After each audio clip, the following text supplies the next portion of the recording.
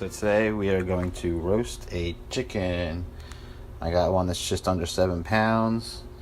You want to make sure you get a roaster chicken so that way it has enough fat to baste the chicken as you roast it. Over here I've got a roasting pan with the celery in it to keep the chicken off the pan, so you know it's raised off the bottom of the pan. This is what I'm going to stuff in the chicken: onion, celery, carrot, garlic, bay, thyme, sage, parsley. This is just the same thing, just cut up differently for when I make the pan sauce. I'm going to season the inside and outside of the chicken and stuff the chicken and truss it, and I'll pick you up there. So as you see, I have the chicken trussed, stuffed, and seasoned, and sitting on top of the celery so it's not going to cook in its own fat. And I cleaned up all the raw chicken because that's nasty. Don't get sick, people.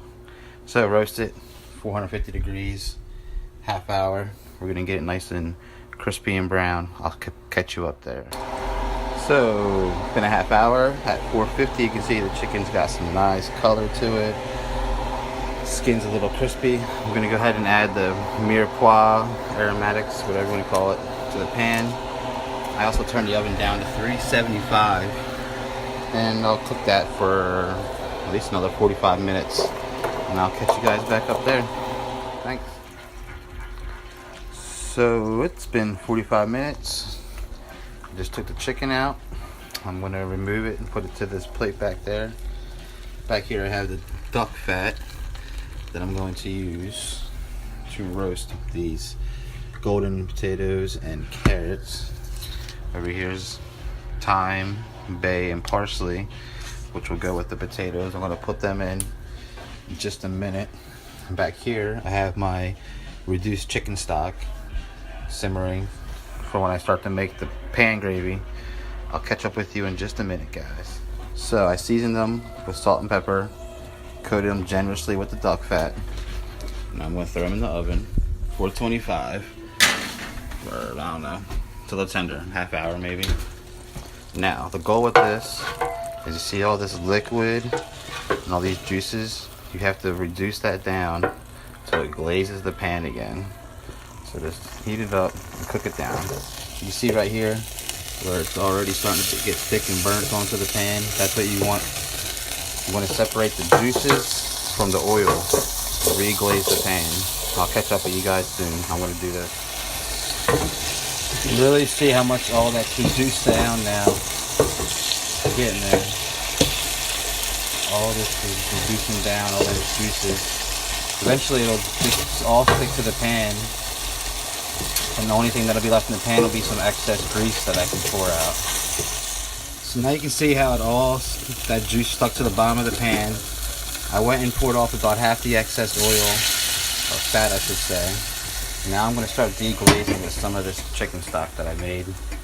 I have over here nice and warmed up. I got my chicken sitting over here underneath the exhaust, keeping it nice and warm for the time being. And now I got to scrape all that fond up.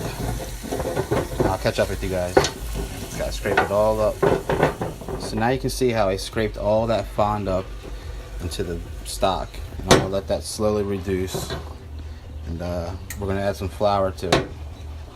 Essentially what we did was we separated the oil from the chicken juices by letting the chicken juices caramelize and stick to the bottom of the pan.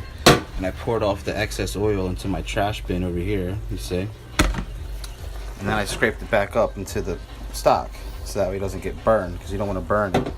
Essentially what stuck to the bottom of the pan is just the essence of chicken, and it's all, you know, delicious. So now I'm going to add some flour. I'm going to toast the flour in the pan a little bit. And then I'll add more stock, thin it out a little bit, and then we'll transfer it to a saucepan and strain it, and finish it, and make it delicious. I'll catch up with you soon. So I let the flour brown, added a bunch more stock, and now I'm going to strain it to another saucepan, and we're going to let it cook slowly. Alright, I'll be back. So I got my sauce strained. Well, I guess you can call it gravy since it has flour. And I got it at a light simmer. I got my chicken over here in the butcher block. I'm going to cut that up in a minute.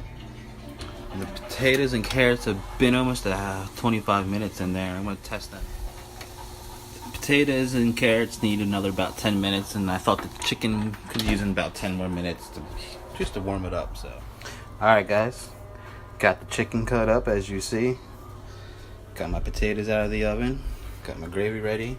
Also, I threw the carcass of the chicken right into a stock pot with water. That'll be chicken soup. I grabbed a bunch of the excess white meat, throw it over here to save with the rest of the dark meat I'll pull off. I got my serving platter just sitting on the edge of the oven to warm up real quick. I'm gonna plate it up, and then I'm gonna strain the sauce again into the gravy boat, and I'll be right back with the finished product. There it is, fam. Roasted chicken with duck fat roasted potatoes and carrots, pan gravy. And you now know how to cook it. Bam.